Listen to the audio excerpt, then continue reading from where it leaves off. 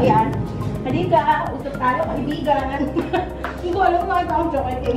So, ayan, today is October 13 or 12. October 12, 2020. And it's Tuesday.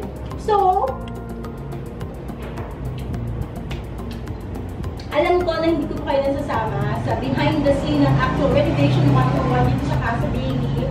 Pero dahil mag-decor na kasi kami ng Halloween, dahil lahat na ng October, and yun na makikita yung itsura ng bahay, pre-Halloween and pre-Christmas. So sabi ko, mabilisang house tour 101 lang muna tayo. So tara, let's get started. So dito yung door natin, yung pinaka-gate natin.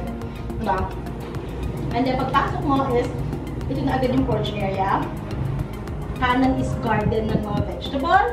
Gitna is porch area. And then kaliwa is garden ng ating mga halaman babies with the duyan-duyan kena dyan.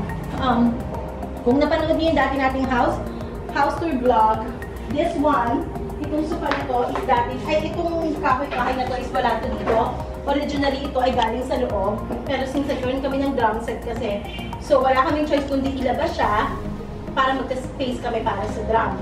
And then, dati, ang kulay ng mga wall namin is more on orange and green. Orange, yellow, ganon.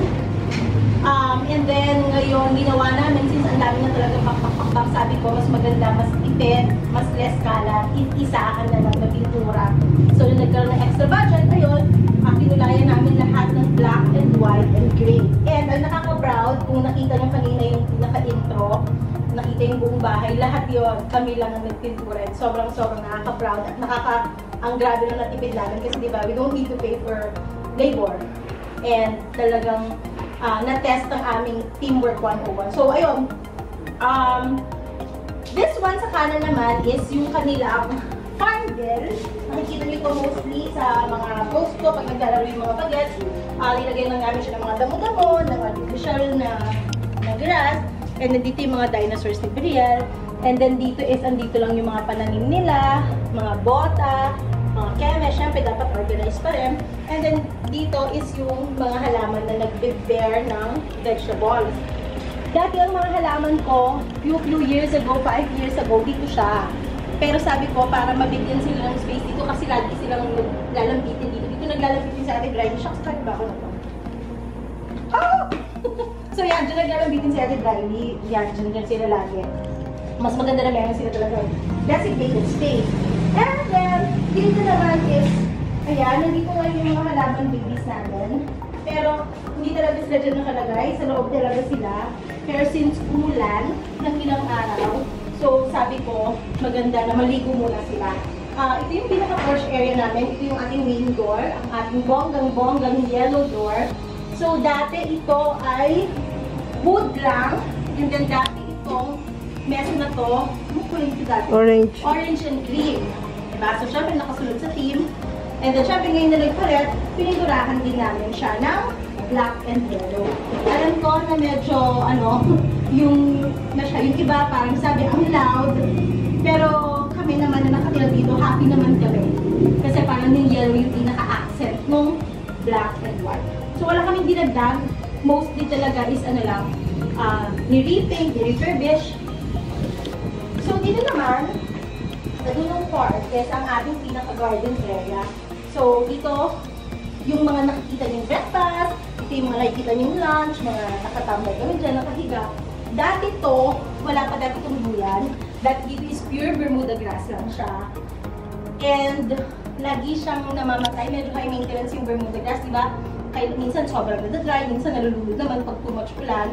So sabi ko kay sir, i-try namin na mag-artificial grass. And then nag-decide nga kami na i-artificial grass na lang to. Ang cost is around 600 pesos. Ang size is around 2 by 1 meter. So ito parang tatlong 600 to. Lilink ko na lang sa description box below yung pinagbilihan ko na artificial grass. And yung duyan din, syempre, diba, ang saya. Makikita niyo yung mga IG stories. Mga ganyang kemes, si Brielle, Berly, masarap mag-muni, minsan masarap manood ng k-drama, magbasa ng libro, lalo na pag yung kahapon yung hindi maingat dito. Ito is only 1,000 pesos. Saan nga ba ito nabili? Pero basta tindahan siya sa online, ililink ko na lang dito sa description box. Okay, so yan.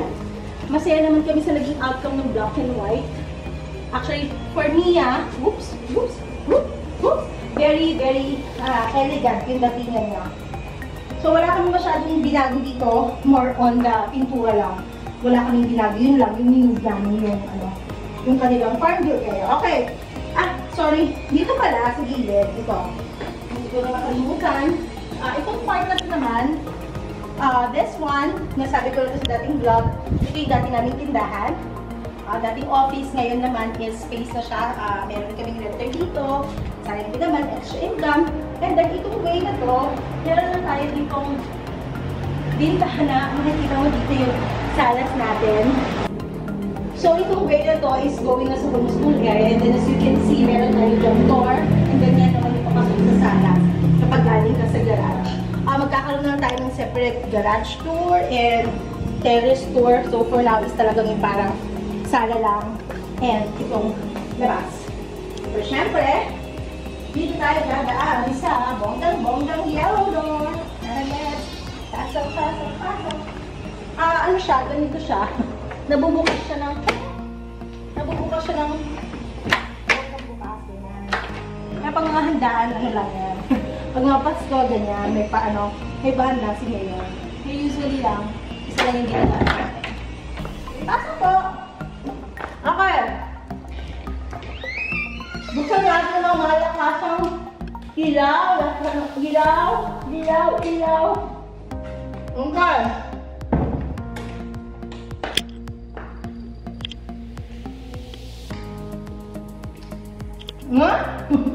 Si Dorgo para kung kanino yan. Kung saan ako magpunta, sumusunod sa akin. Kahit hindi ako. Okay. Pagpasok ko na sala, meron dalawang sala. Pagpasok ko na door, meron dalawang sala. So, ito na rin yung dati.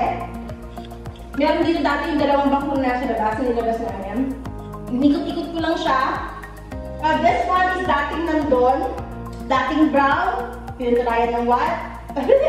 Dating brown, pininturahan ng white. And then ngayon, syempre para sabay din siya sa team, pininturahan ng yellow. And then, this one is dati na rin. Ito yung lakas makaboy abunda na ituan. Usap tayo, kaibigan. Medyo out of theme, pero parang rin naman, bumagay din ang naging accent. Gusto ko sanang palitan, pero naiisip ko, gusto ko kasi siya dahil nagagamit ko talaga siya every Christmas. If you remember, ang daming mga photoshoot natin na ginawa dito. And ang ganda. Pag minsan pag black and white yung theme, or iba yung theme, nilalagyan ko na lang siya ng yung ini-staple. Pero for now, maganda pa naman siya, so ayaw ko pa siyang ipa-poster. What else? Itong area nyo dito, pagkapasok mo ng doors, ito yung parang music area ni Brian. Tumaba, pero nalalagyan yung shoot ko, sorry kita. Okay. So ito yung parang music area ni Bradley. Ang piano, ang kanyang keyboard, ukulele, violin, yung and as you can see, yung mga lesson kami niya. And then, meron na tayong giant gabi dito. Isasama ko na kayo sa taas. Ito, wala rin naman na bago. Oh, sorry, for the walls talaga, as you can see, dati ito ay peach orange. And then, ginawa namin siyang white. So, lahat din kami na nga nagpintura. Diba, bongga bells? Ano to talaga to? So, super mega over teamwork. Nakikita mo may mga lagtas pa. Hindi po kami perfect na pintor. Pero, ang saya, nakaka-proud din tingnan. So, nilipaint yan lahat hanggang taas. Sabi ko kasi, kung ito lang yung i-repaint, hindi naman habol. So, sabi ko, why not chalk na isahan na lang. Wala kaming binago dito. Dinagdagan ko lang ng accent na black para bumagay sa... Bakit mo kinuha? Okay. And then, ito is mga frame ng aking pamilya. Mother, father, brother, sister, then they brush your teeth.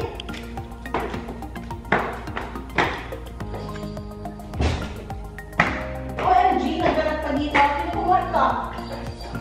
Dito is ang aking... Sorry. Ayan. Ito yung aking craft area. Diba? Dati siya dito. Pero since ito is ginawa ng room nila ate tsaka stock room,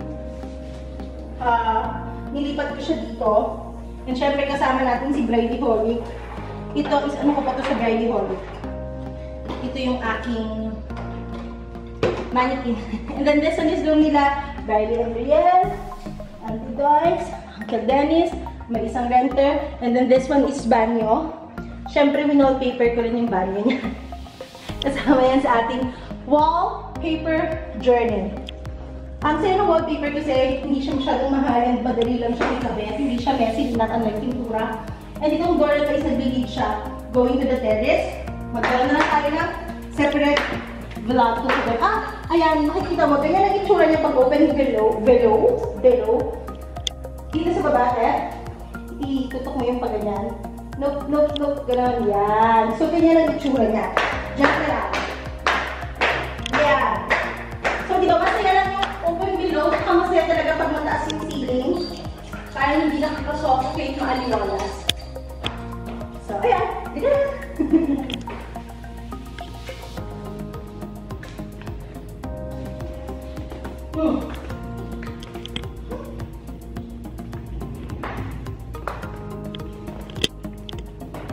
Okay. Dito naman pala, walang binago, pero itong wall na to, before is yung pink, peach din, pero ginawa namin siyang accent wall. Naisipan namin na gawa namin siya ng, lagyan na lang namin siyang sticker na black and white na stripes, para lang may kasi since lahat is bare white. And masaya lang yung pinalabasan na bumagi din yung yellow na, meron din yung yellow kinuha ni sir, nakakaloka. Alright, next naman is yung another sala natin. Mukhang natin ang mga ilawness of the world. So, ito yung second sala natin. Right after ng pinto, ito naman yung nasa kanan na side. I remember may nag-post ako sa isang group about dito sa bahay.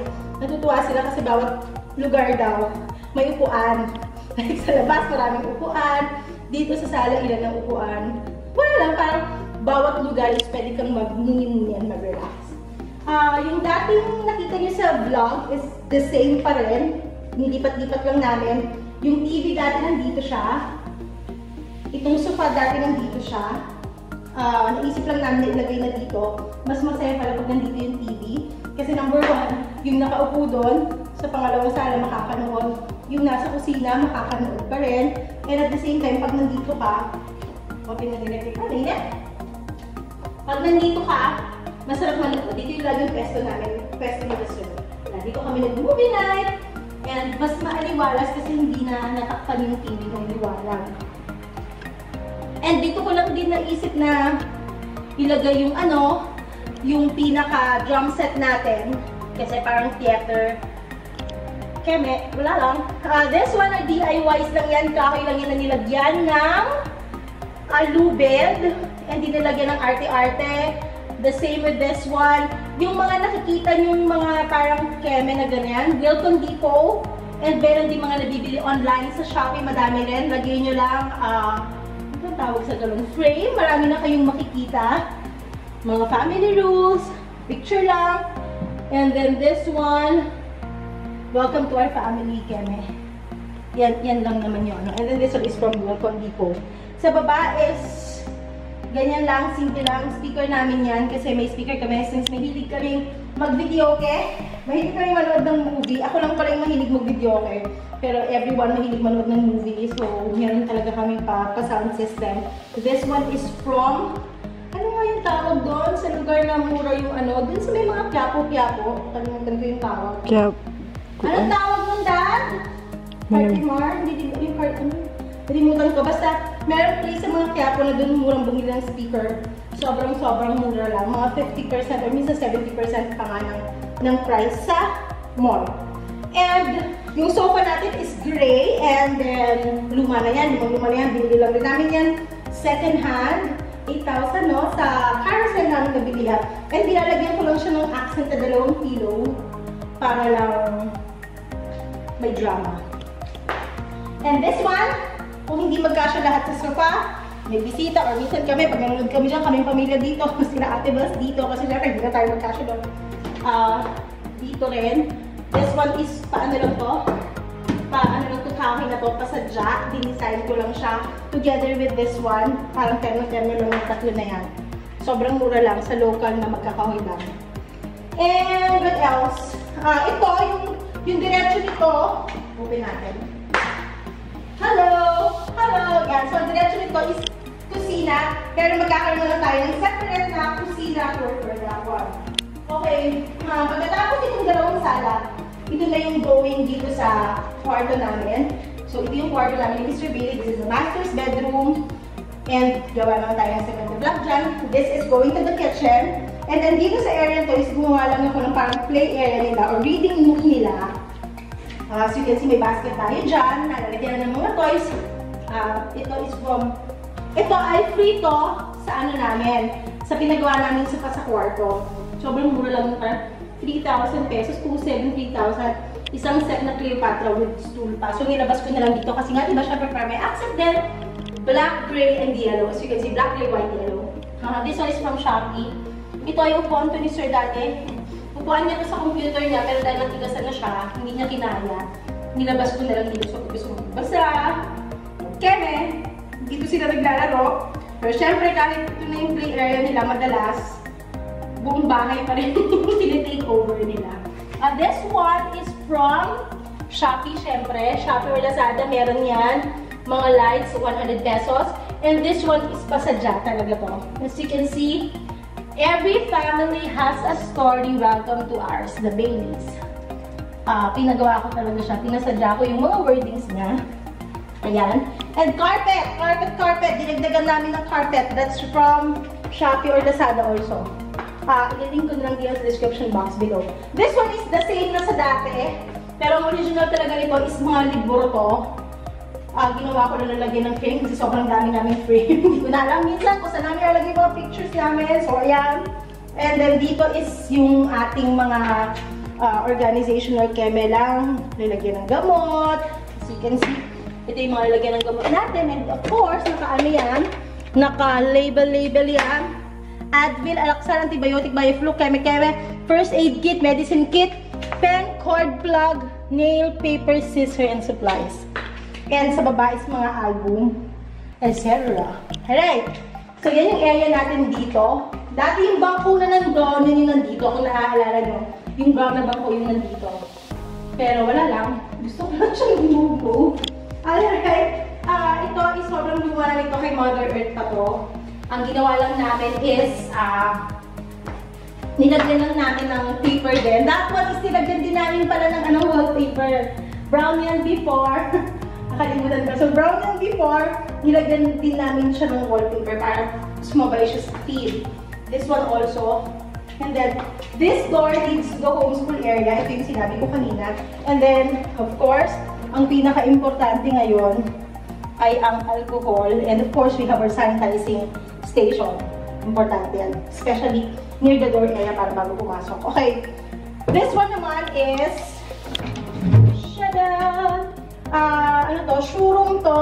Kaso ngayon, ang dami namin mga boxes kasi ito yung mga pure packages na ibabamigay namin sa Christmas. Hindi pa ako nakakaano ng gusto kong bumili ng either extra cabinet or shelves para dun ko siguro ilagay kasi nga sobrang dami niya. Nai-stress din si Sir kasi ang dami nakatambak na karton. Pero syempre blessings yan. So ayan, ito ang aming meeting balur. I hope na nag-enjoy kayong samahan kami sa ating house tour 101. Hindi pa ito tapos. We will be having our kitchen tour, master's bedroom tour, yung kwarto ng mga bagets. Alam ko, last niyo pag nakita yon ang kama pa nila is plastic. Ngayon, they have their double bed na nakahoy. And of course, yung terrace na lagi nyo rin nakikita sa mga Instagram posts, Facebook posts, or IG stories. So kung hindi pa kayo nag-subscribe, please don't forget to click the subscribe button below and click nyo na rin yung bell sa tabi para naman notified ka pag meron tayong bagong upload. And don't forget to follow our social media accounts. So pag medyo palit daw tayo sa vlog, lagi lang tayo nasa Facebook or IG. Thank you so much and magkita-kita tayo hanggang sa susunod na vlog. God bless!